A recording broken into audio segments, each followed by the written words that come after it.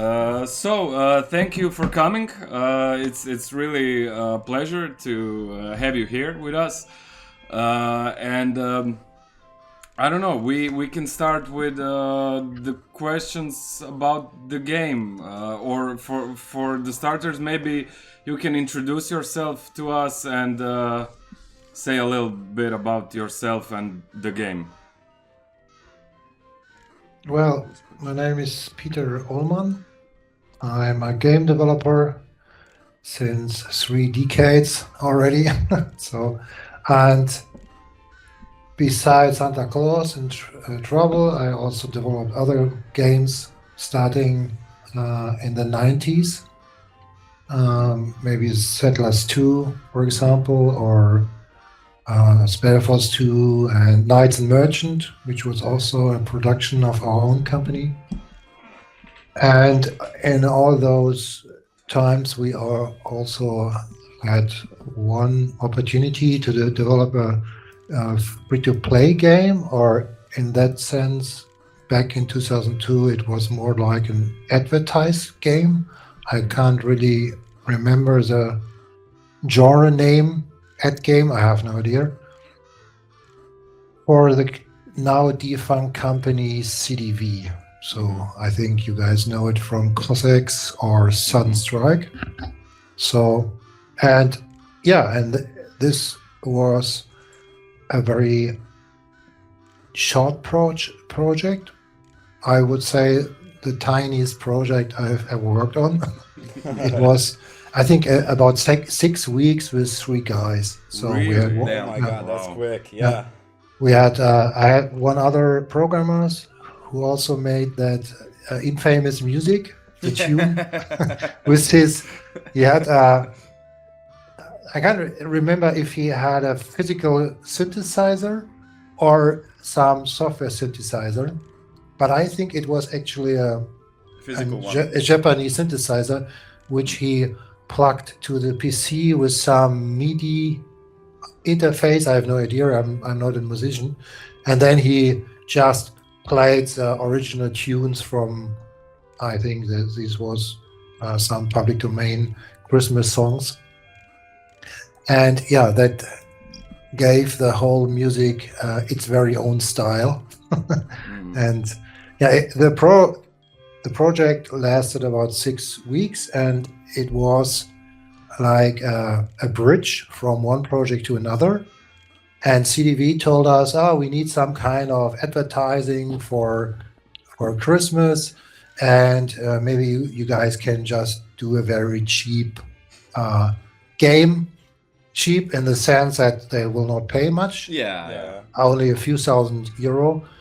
And for us, we just started our new company with 3 guys on board, and we just wanted to make some revenue, some income, just to have some kind of start with the company. We never planned to do such a game, so we actually wanted to make big games. At that time, big means 4 or 5 people, so nothing compared to current productions. And then, we took that chance, and CDV said, okay, we won't pay you much, but if you deliver a nice advertising game for us, we can talk about a pre-production for a bigger game, a strategy game. That was a concept we came up with before Santa Claus and Trouble, and we wanted to pitch that to publishers, and one of those were CDV. And then after we delivered Santa Claus and Trouble, we then actually started that pre-production. Unfortunately, it didn't went into a full production because we had other problems with lacking an art department as starter, so we had no artists on board. And the concept were already a bit outdated. But the Santa Claus and Trouble were completely free, and it was never sold.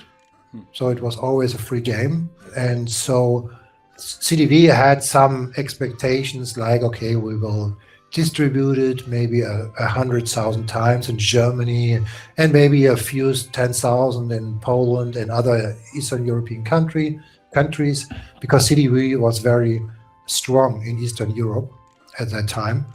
And they also had many cooperations with Eastern European developers at that time. So I think Sudden Strike and colleagues are both from Eastern European developers. And then, to the surprise of CDV and ours, the game were distributed at a much bigger scale. So it was not 100,000, but millions. I think 2 million downloads. At that time, the internet was like, how many downloads do you have? It's a little similar to the current mobile market in app stores. So it was not about sales, but about downloads. And then it had been distributed on cover mount CDs on magazines. Back at that time, you actually bought paper magazines, and it had some attached CD or before that even diskettes at them, and in that way it actually got pretty much distributed. And for CDV it was a very welcome surprise, because whenever you start and end the game, you will see their advertisings. I think it was for some strategy game. Yeah, it was a strategy. Yeah, I think Empire Earth. I think it's on the end of the game. Empire Earth and I think it was something with America, but American Indians. Conquest. Yeah, American Conquest. yeah, because Empire Earth wasn't a CDV production, as far as I know. But it's already over 20 years, so I can't really remember every detail. Yeah, but the production was very easy. So we had my colleague had the initial idea, and I think the inspiration came from Mario 64. It really feels like that. Yeah, so I haven't played that at that point of time. Later I did, because I didn't have an N64. So I started with the GameCube, so I was a bit later, and before I had the Super Nintendo, but I skipped the N64, and this was the main inspiration. But I think at the end it was a very different game, because I think the whole control scheme is very different, and of course the complexity and the gameplay and the polishing, it's another league.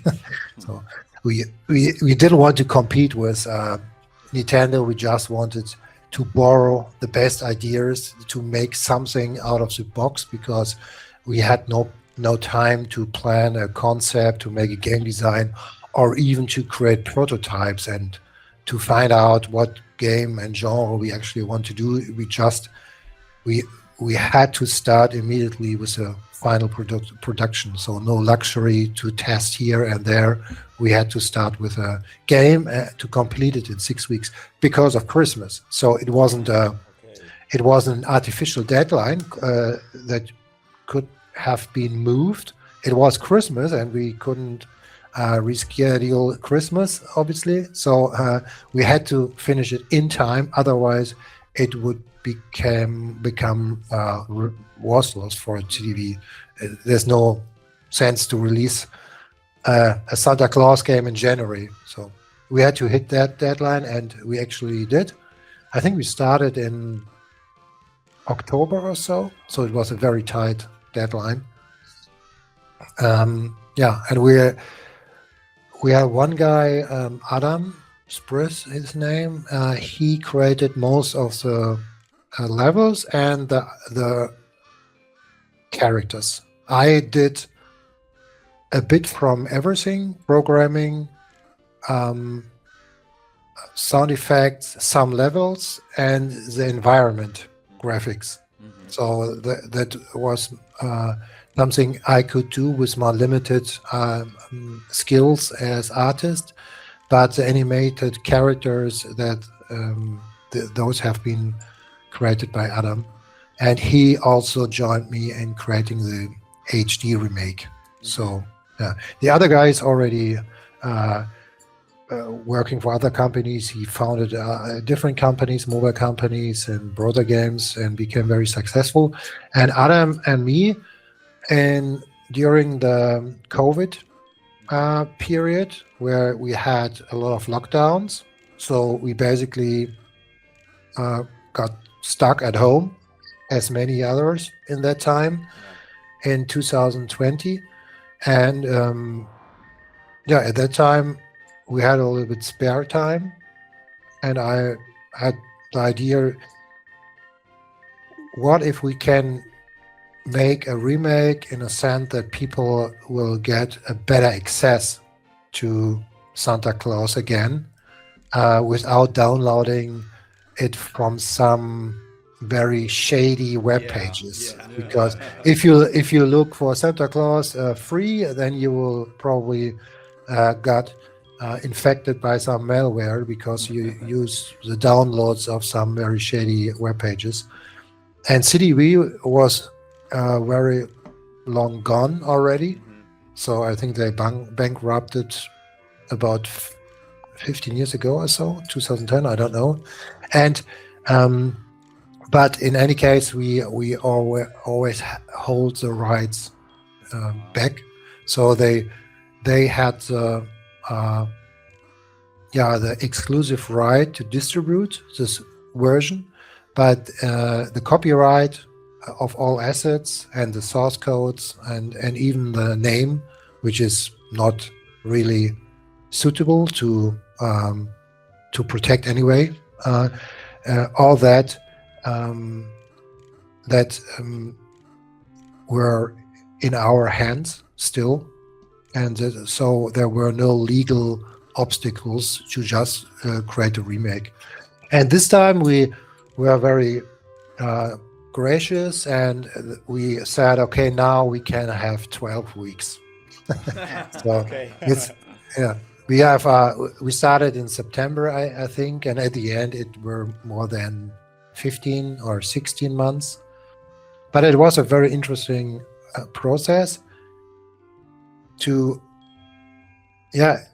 refurbish an old game where you actually touch everything and bring it to the current state of art or technology.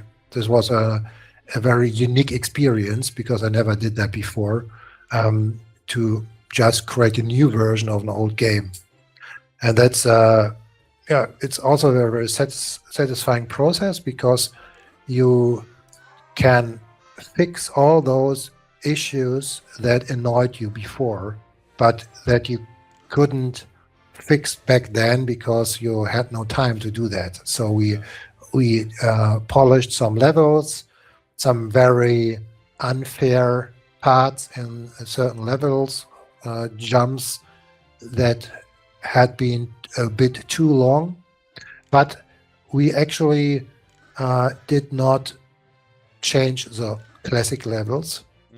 We only, I think we made 2 or 3 certain places a bit more fair than before. That's all. So the original character of the levels is still there.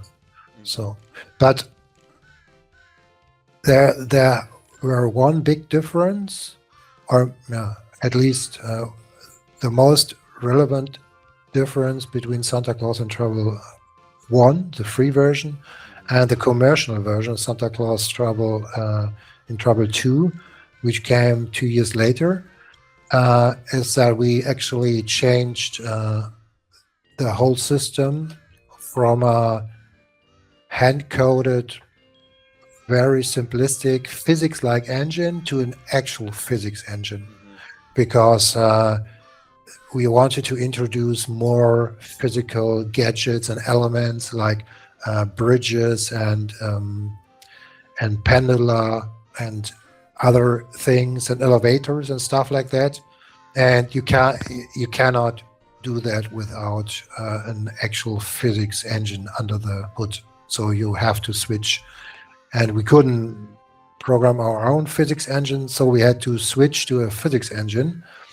And this was, in the most part, it was a good idea, because we could have all those new elements and interactions with the level, especially those swinging bridges and slides, and later in the level, just rotating, I don't know, rotating candy, Okay, yeah.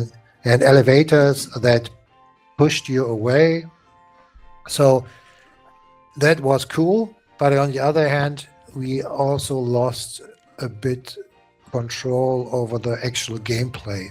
So the gameplay, and many people complained about that, it didn't feel like the first part, which was very easy to control. There were no surprises. You control Santa perfectly, and you're under full control of the character. There's no external influence that may disrupt your control over the character. And then with the physics engine, that changed in some parts, especially those notorious swinging bridges, where we had to polish and tweak the friction of the material, the weight of the character in that moment. So we had to program a very special scenario just for the situation when you're standing on the swinging bridge. And that leads to the problem that whenever you move, if you start to move on the swinging bridge in a certain direction, then you will always fall down. There's no way how you can fix that. And this was obviously a very annoying fact for many people. And the commercial version, I have no idea how many copies have been sold. I don't think it had been so many, because I think it was too expensive at that time.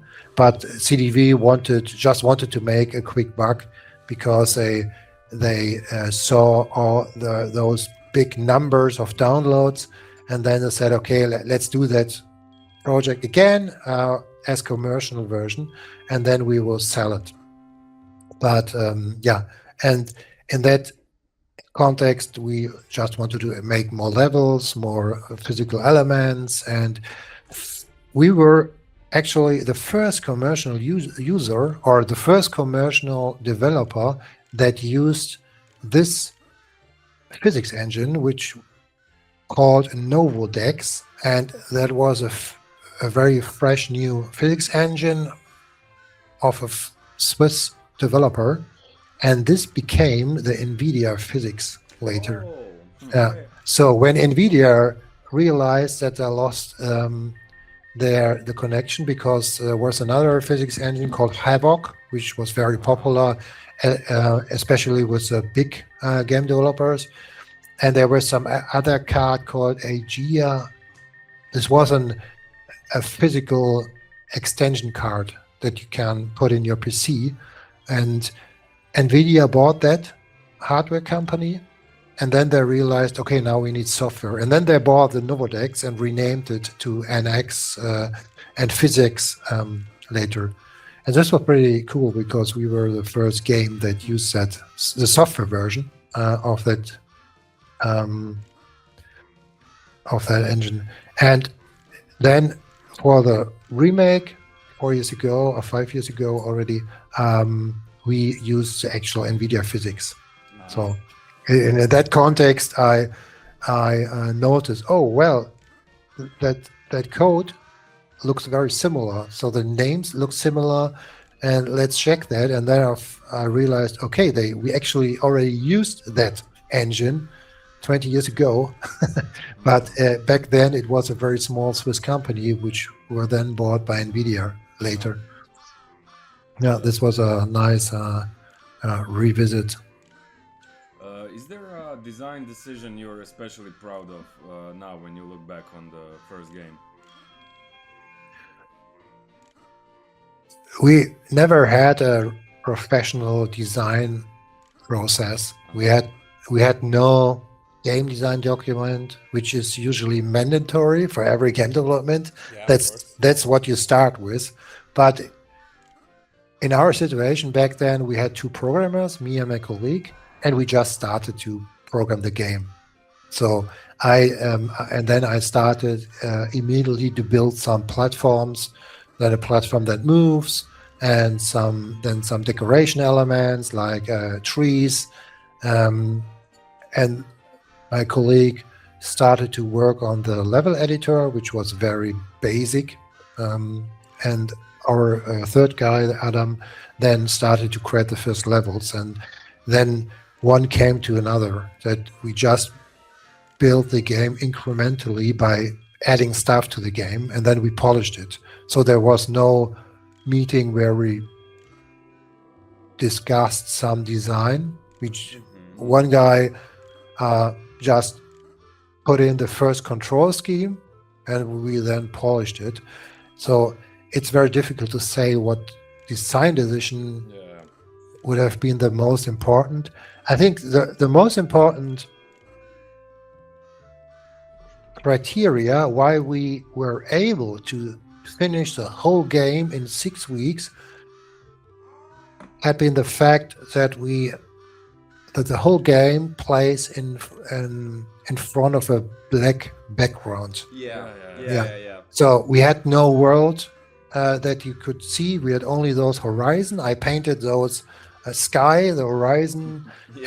So you had a sky with stars, and then some skyline of mountains, but the rest of the background were simply black. Yeah, pitch So- black with the trees speaking out. Yeah, and you have flying platforms, and it looks a little bit like Santa Claus in space. But yeah, by adding those snowflakes, we actually we actually brought it a bit closer to an actual Christmas scenario. And then I think I had the idea, let's just put some decoration like trees in it. You cannot jump on it, Yeah. and you can't really interact with those elements. You will fall through, so that we don't need physics. But that this will just help us to create an actual Christmas-like environment. Yeah, and not Uh, feel so yeah. much empty with like that space feeling Right. you just mentioned. Because otherwise, it actually looked like Santa Claus in space, because there were nothing, Yeah. only platforms, and this was a very artificial image. Yeah. And this was enough. This was sufficient for us to have that kind of environment, which is very reduced and simple, but it still delivers a certain Christmas feeling. Yeah, we always appreciated actually the, the darkness of it, because it really feels like a dream, like a childlike dream you Yeah. have at Christmas time, where it's just Santa floating in the night. Yeah. And actually, it helps out when you're playing the game, because you can actually see where you have to go. But another question we had was, were there mechanics or features that had to be cut due to the technical limitations or the time limitations? Like, is there something that you really wanted to try or to add in, but you really couldn't for the first game?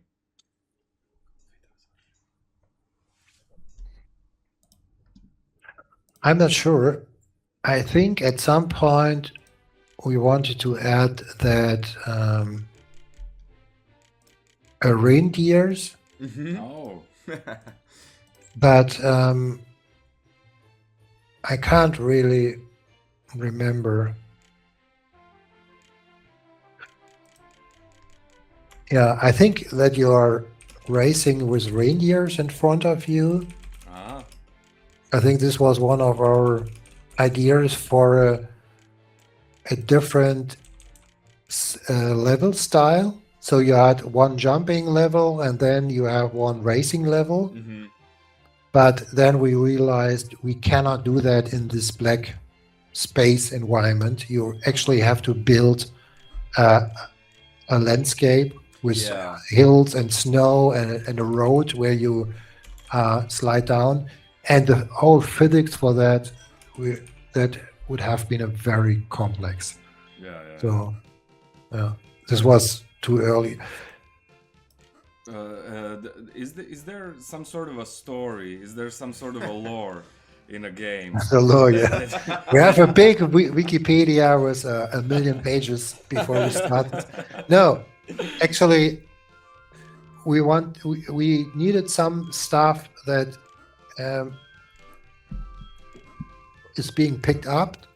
So it was obvious that must be presents, so Christmas gifts, and we wanted to have Santa as main character. So okay, why is Santa collecting his own presents? That doesn't make sense. And I think some marketing guy or lady from CDV came up with this very short story because they had to put some text into some PR description. And they said, okay, the nasty trolls stole all the presents because we just added the enemy, the troll in the game, and then they just took that. We sent material. Usually, as developer, you always send some key art, so characters in higher resolution, sometimes drawn, sometimes just screenshots, and you send that to the marketing department of the publisher, so that they have something to work with. And I think they came up with a story, but that's all.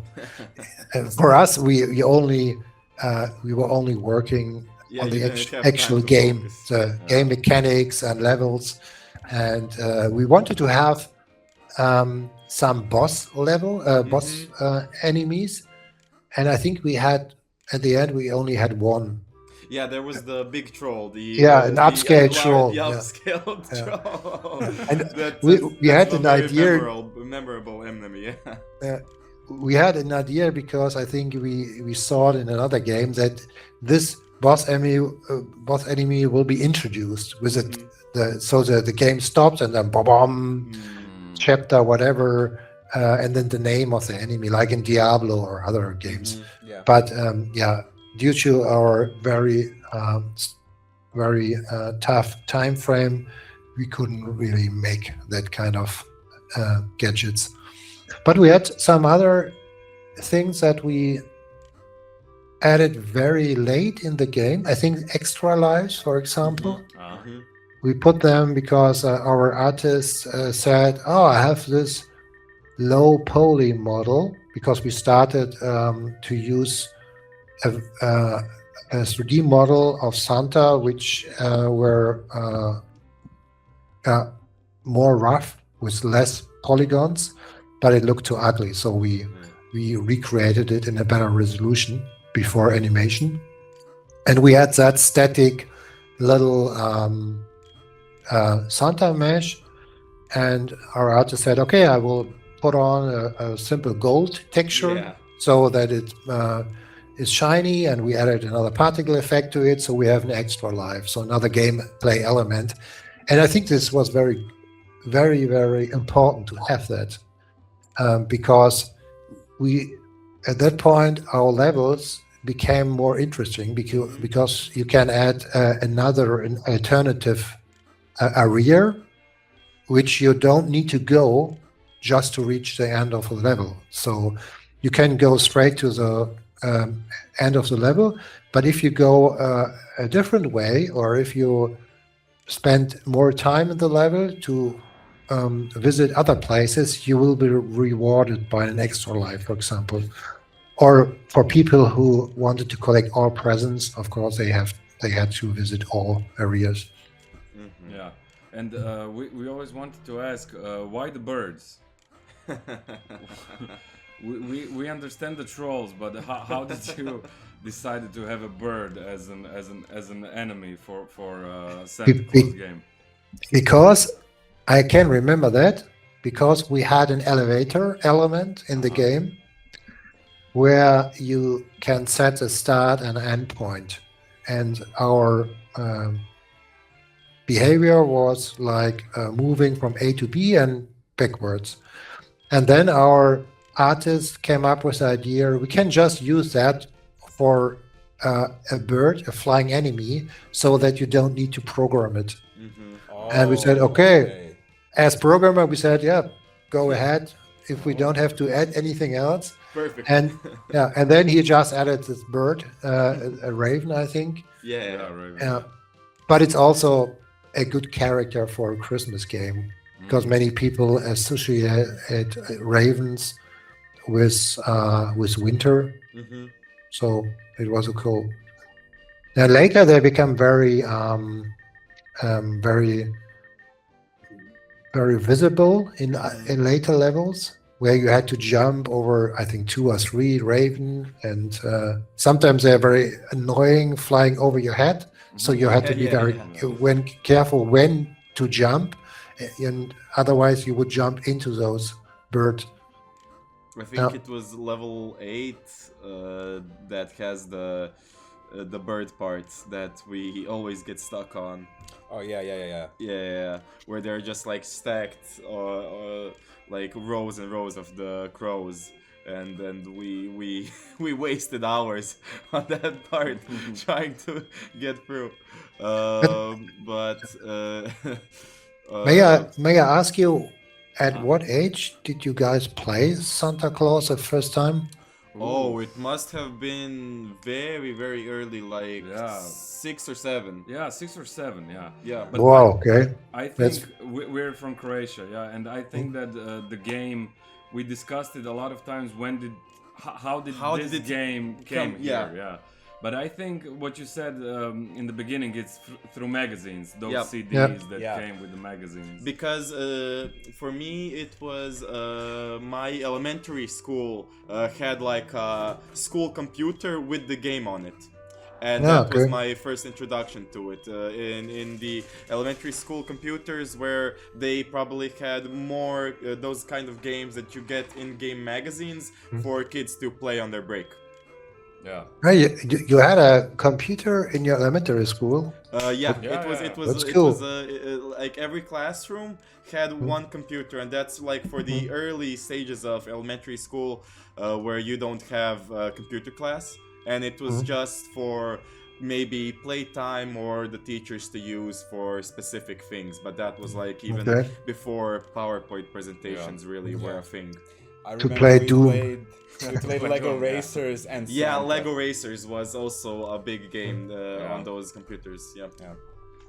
And so I wanted to ask you, after so many years after the first game, is there a cult following?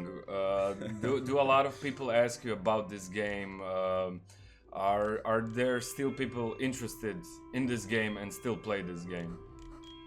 We There's do, of Because course. we feel that there Yeah. are people Yeah. and that we are part of that. Yeah, the We are community. fans. Also, I've heard from a couple of people that they have a tradition to play Santa Claus every Christmas. Yeah. So That's us. That's us. That's us. at least once, yeah. But I heard that from other people as well. Nice. And some people put on some videos on Twitch and YouTube, and where they play together.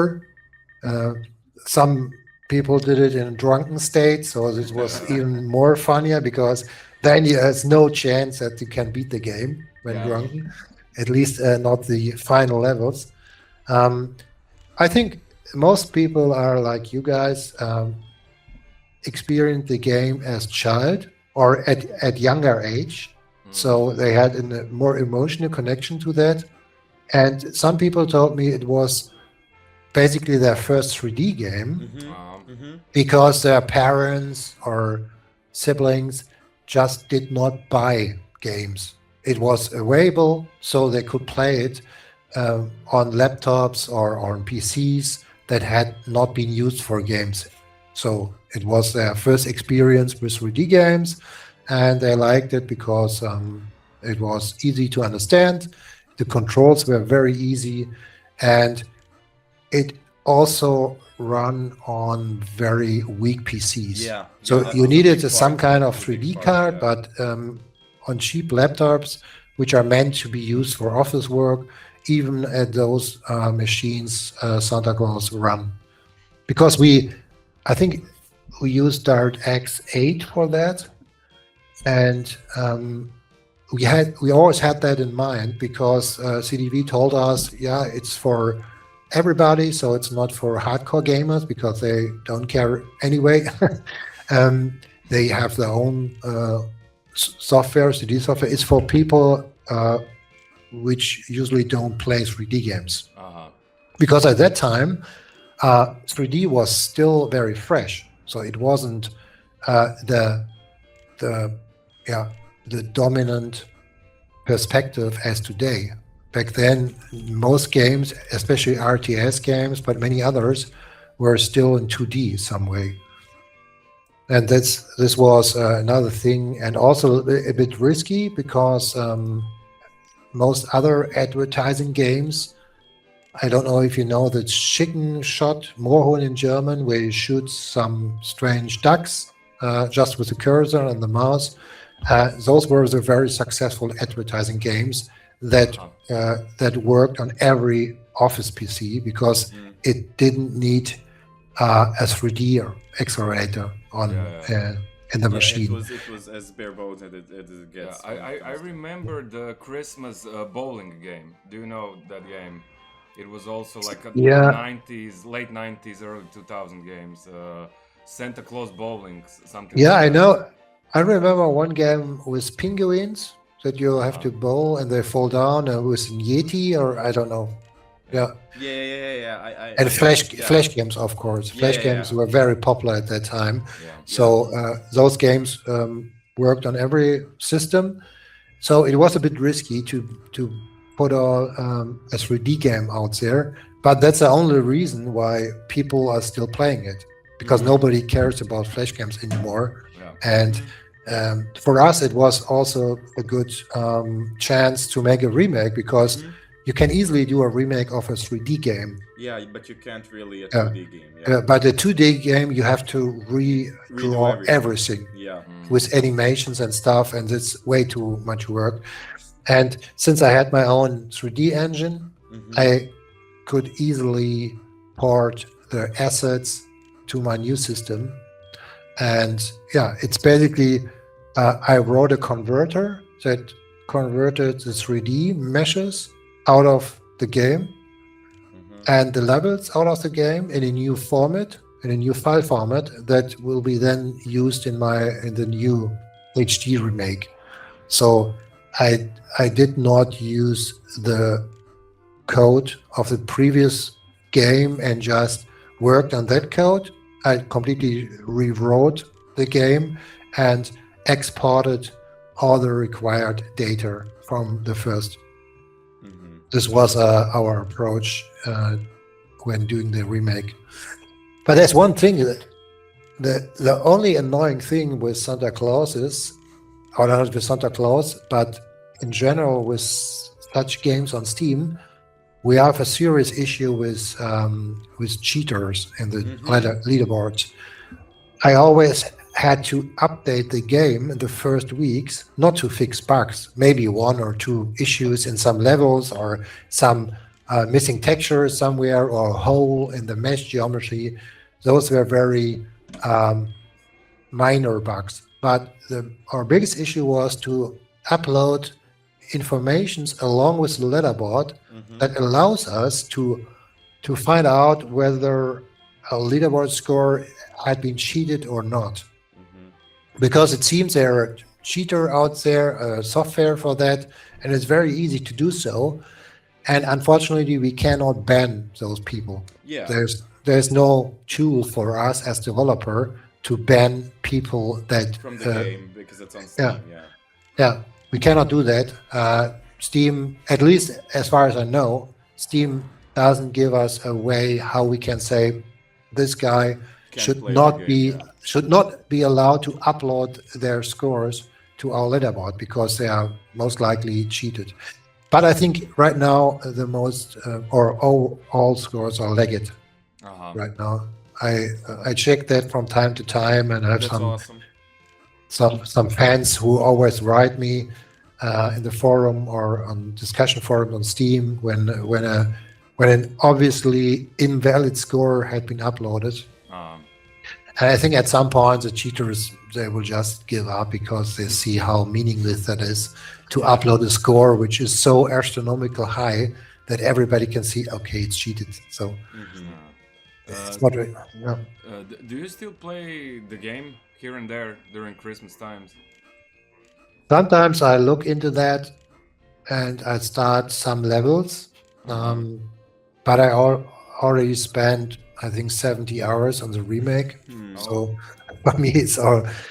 If you develop a game, then you spend so much time in your game, you can't really enjoy it because you are always in the testing mode to find out, oh, and this sucks, oh, this could be better, and that really ruins your immersion or the entertainment at all. It's not enjoyable if you always look for issues that should be fixed. But at some point, I also played it just to check some users' feedback to make to find out if the users actually have a point in criticizing some elements. Yeah, that's actually one of the also questions we want to ask is what is the hardest jump that you designed? Maybe when you were making the remastered version, like what was the first jump you really had to make it more easier? Like, is there the hardest jump like that you thought was insane to even be there to begin with? We have there are two places that I can still remember. First one, the infamous swings in the trees, the bridges that swing from tree to tree, where you have to jump at the right point. We had to move the platforms at the end of the bridge to make it a bit easier, because many people who actually accomplished to stay on the swinging bridge and not falling down, which is the most difficult part, they then just missed the platform where they should land on because the platform was also a bit too far away. So we moved that a bit closer so that just to terminate or to remove that additional difficulty to the original already difficult bridge part. And then as another place I can remember is where you have so many chimneys and the town level, where you have elevators. You stand, not elevators, pushers. They push you up, and then you have to jump at the highest point over birds, of course. Okay. Yeah. And then you have to land on another pusher, which must not be at its highest point, otherwise you will miss that. I think we changed that. Maybe the bird and the pusher. So because the pushers are also using real physics, it's very difficult for us to find the best polishing here, the best tweaking, because we are limited by the physics engine. We can only play with the parameters the physics engine provides us, like friction, material, and weight of a character, and the force that is being applied. So yeah, this was the most annoying part of doing the remake, to get the physics right. Yeah. Because if you look at Nintendo games, especially Mario World, Mario 64, they did not use a physics engine. They actually programmed everything because the designers must be the one who make the call how something behaves. Yeah. But that needs time and many programmers to do that right. So in our case, we had to work with the physics engine. And do you have a favorite level? The level you think everything clicked perfect? That is like a perfect level of Santa Claus in Trouble. Oh, difficult. No, not really. I really like I really like the forest levels because I totally love those little donuts who Oh. pushes you up Yeah, with yeah, yeah. steam. Because I spent hours to find the perfect sound for that. Oh, okay. Because I had to replace the sound at least 3 times. First, I found a sound of a vacuum cleaner in some online sound library. I put it in there, and after testing the game, I was always annoyed by that sound. Okay, go back, find another. Then it was too short, too long, and too annoying, and it was too hard. So it sounded like a steam Mm-hmm. pressure, like a spaceship that lands with some releasing pressure, so it was too heavy. And yeah, I spent a lot of time to find the sound that I liked the most. At the end, I think I found some which was not annoying, which is the most relevant criteria for sounds. Don't be annoying. Yeah. And then after that, I think because I invested so much time in that single element, I enjoyed those elements the most, and those are mainly used in the forest levels. Yeah.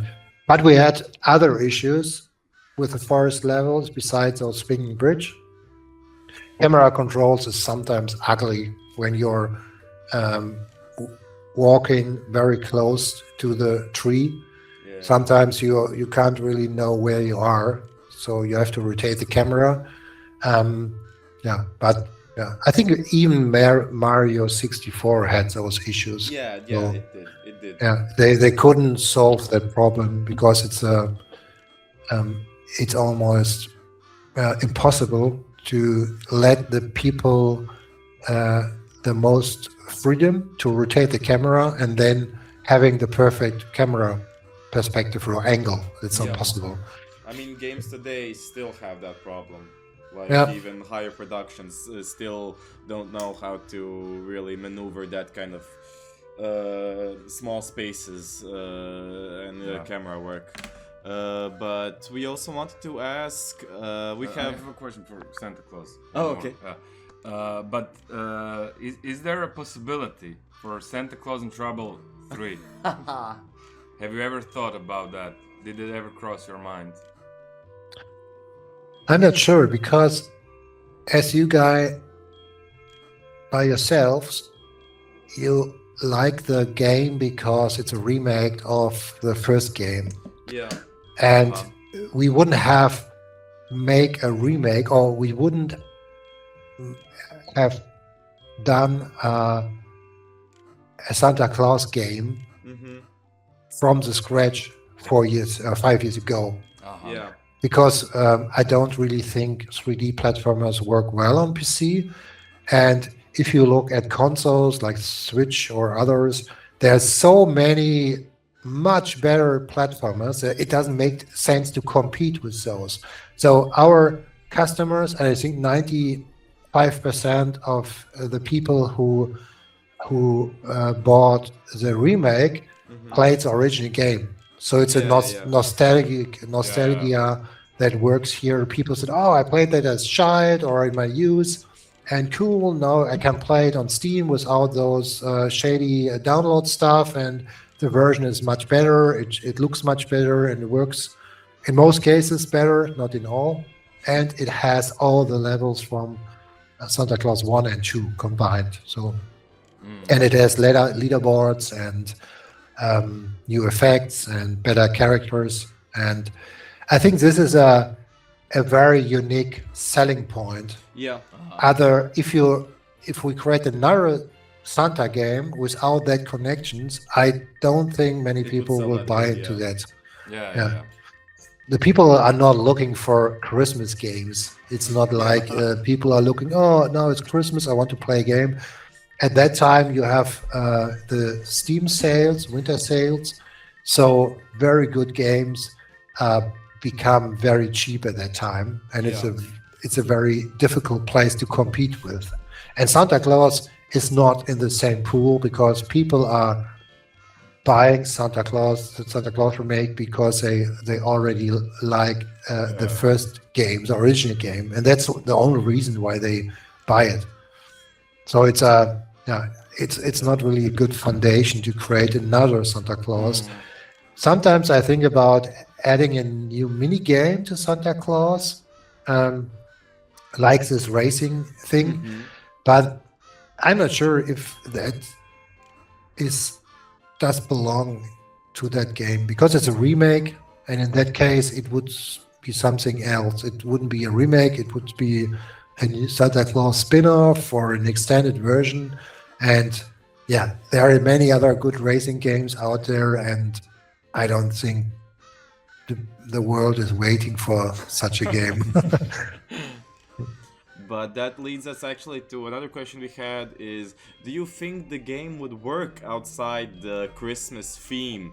So like, do you think this kind of platformer would work if it was not Santa Claus, or maybe also the Rosso Rabbit game? Yeah, that's yeah. That's why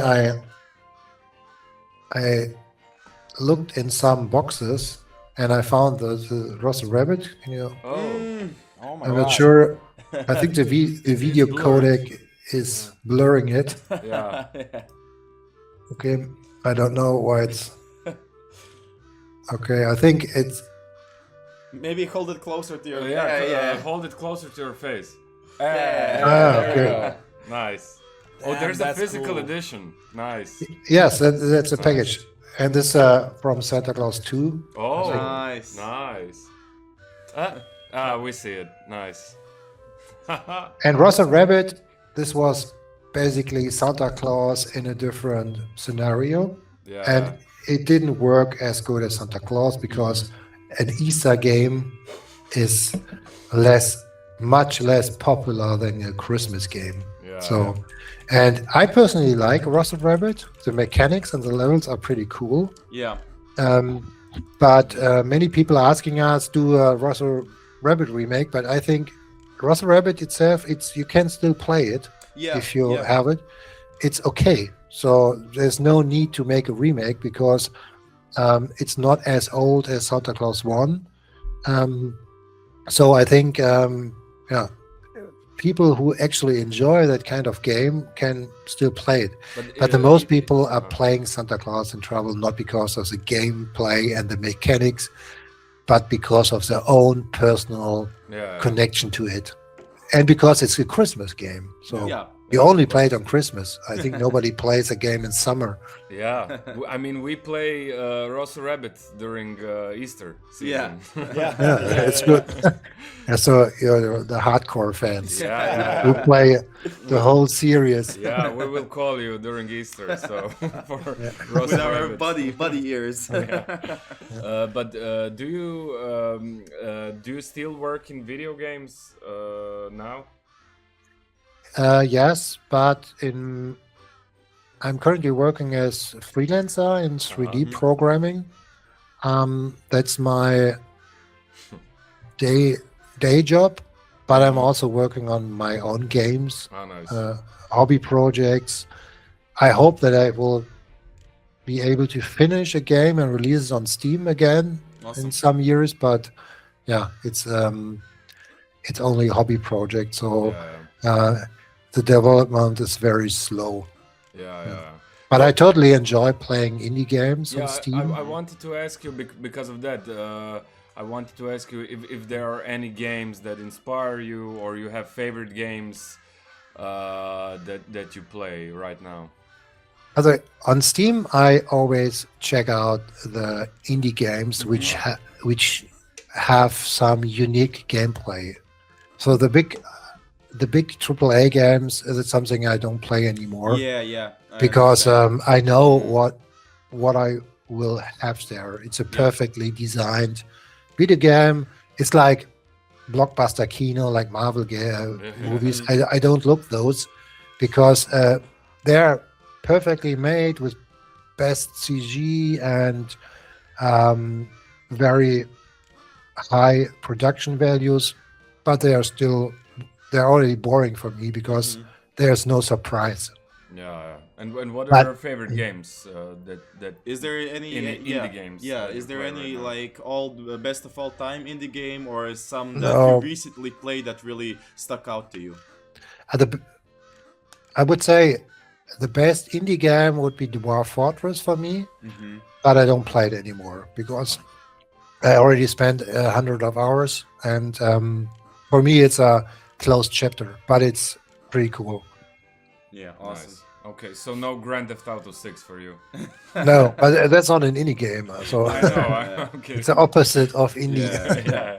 No. Uh, Lately, I played some smaller cool games, um, and some of them became very successful, and that's a good sign for me because even if the game is a small game with very simple graphics, if you hit the real spot by delivering a unique gameplay Mm-hmm. that is not available on big games, then you can still make a lot of money, or you can live from what you are doing as independent game developer, and that gives me hope because yeah. at some point in the past you had no access to the market before Yeah, and now it's Steam. an open market and you Yeah, can where actually do it. yeah, Yeah. when we developed Santa Claus and Trouble, we had no way, no possible technical way to sell our own games without a publisher, Yeah. because you will not you will not get your box in a storage. So there's no way how you can sell it. And now, lately, for example, I played Super Fantasy Kingdom. That's Mm-hmm. from one guy from Germany. It's a pretty cool game. Very simple graphics, like Super NES games, but a cool, unique gameplay with town management and heroes. And another game which is a bit more better produced, or which is produced at a higher production value, is Ball X Pit, which maybe you know it. It's I think 2 or 3 weeks old, Oh, where that you okay, no. where you shoot balls and you can you can level your heroes up and build a town. That's pretty cool. It's heavily polished. It's Nice. very good, and all those games are independent developers that, who work completely out of the professional world or the professional scope, uh, who just want to make good games, and that gives me hope that um, there is still a lot of opportunity to Yeah. play new games. You just have to look at Steam, and you have to take time and browse the internet for all those hidden gems, I would say. Um, and those games are usually very cheap, and so you don't have to invest $70 or euro for a big game where you actually don't know how many hours you will actually enjoy it. So yeah, I think that's very nice. And Santa Claus in Trouble, at least the remake, uh, is only there because I knew even with low sales numbers, we don't have any costs Yeah. beside our time that we invested. Yeah. So we didn't have to convince a publisher to make marketing or to invest in us to make that remake. We just did it because we had 2 or 3 months where we could work on that, and that's it. And it's now on Steam, and that's perfect for home developers like me or other independent developers who doesn't want or who simply cannot invest much money just to get a game on Steam. Yeah. So, Yeah. Awesome. I mean, I completely agree with your sentiment. I think that it is we are still living through a kind of golden era for indie games, and they are really pushing the narrative of what you can do with game design. You can see that with like games with like Balatro or Schedule One that Yeah. are really competing with those AAA games and showing them that you can really just focus on that one interesting point that you haven't seen and make something more captivating than something that's so polished but seen so many times before. But yeah, we don't really have any more questions for you. Like, we would really just thank you from our hearts for taking the time and thank you for your interest and your loyalty to the game. Yes. After 23 years. do you have a message for all the Santa Claus in Trouble fans? It will be on sale, but since you all already buy it, you can gift it for less than €3 in about a week. In a week. Okay. Nice. Nice. So it That's will good be news. reduced by, I think, 75% or so. Okay. I always doing that on Christmas, before Christmas. Yeah. So if someone wants to make a very cheap gift for €3 or $3 to someone else that he probably dislikes, no. I think that I'm always happy to see people playing it, even when some people are very, very, very angry, but they are still playing it through. So I had one professional or semi-professional guy who played it, and he was always screaming how bad it is, and who did those levels and this game elements, and I hate those, but he did not stop playing it until he completed all levels. So this was a very nice experience for me to see someone that obviously doesn't really like it, but is still somehow hooked into playing the game until the very end. Yeah, we play it sometimes with our friends, and when we show them the game, they're so frustrated at the beginning, but they get hooked and they can't stop playing. Yeah, sometimes you just, okay, my friends played it through, so now I have to do it by myself. I cannot just resign here, and I don't want to surrender. So give it a try, and then I think if you play it a bit more, then you'll see some qualities there that were not obviously available or visible in the beginning. In the beginning, it looks a bit cheap and very simple, and the controls are very outdated, I would say. But after a while, if you get into the gameplay and know how things work, then at least you just want to complete every level once. And I think that's a good sign. So for that six weeks of development time, you can't really deliver much better polishing and stuff like that. Not without changing it now in a way that you won't recognize it anymore. And that's something we didn't want to do. So that's why the classic mode is actually the original Santa Claus. When you see the levels, they are not perfect, and you can create much better levels, but we just wanted to deliver the original experience with the classic mode. But the game still lives long, and we still play it even after so many years, and such a short development that surprised me that it only took you 6 weeks. That's crazy. But it lasted now over 20 years. 6 weeks of works.